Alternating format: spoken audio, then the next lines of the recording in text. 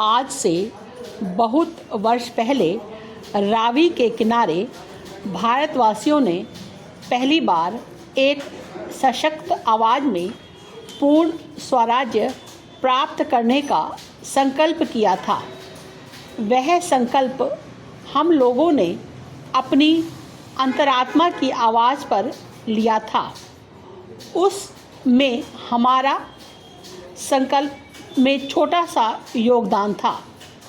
सन 47 में हमारा संकल्प पूरा हुआ और हम अपनी एक मंजिल पर पहुँचे। संसार में लोकराज और धर्मनिरपेक्षता पर आधारित एक नई प्रगतिशील ताकत ने जन्म लिया।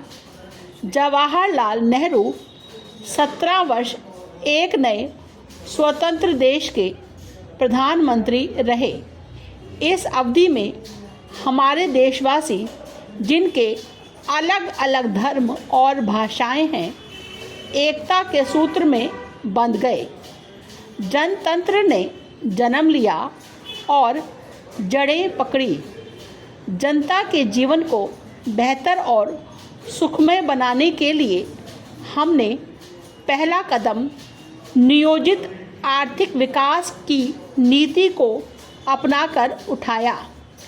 भारत की आवाज़ इसकी सीमाओं के पार भी सुनी जाने लगी। यह आवाज़ हमेशा दबाए हुए लोगों की मुक्ति के रूप में उठी। इससे बहुतों को आशाएं बंधी और हौसले बढ़े। साथ ही यह आवाज़ शांति और समझदारी की और सब राष्ट्रों में दोस्ती और सद्भावना बढ़ाने की थी, जो समयानुकूल और उचित ही था।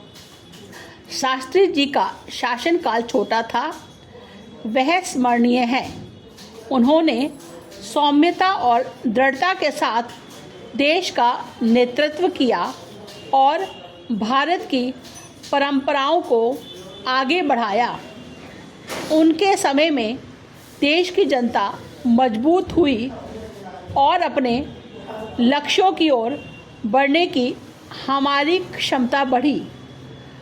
आज हमारे सामने कई जटिल समस्याएं हैं और मुझे उनका पूरा आभास है। गांधी जी और पंडित जी की स्थापित की हुई परंपराओं से और भारत की जनता में मेरे गहरे विश्वास से मुझे शक्ति और साहस मिले हैं। बार बार भारत ने यह दिखा दिया है कि इसकी आत्मा को कोई दबा नहीं सकता। हाल के वर्षों में पहले की तरह इसकी जनता ने साहस से चुनौतियों का सामना करके अपनी हिम्मत के कई साक्ष्य दिए। उनमें जो भारतीय भावना है, उसकी नींव इतनी पक्की है कि देश किसी भी परिस्थिति का मुकाबला कर सकता है। अगले कुछ महीने हमारे लिए कठिनाई के हैं। हमारे सामने बड़े बड़े प्रश्न हैं और हमें उन्हें शीघ्रता से हल करना है।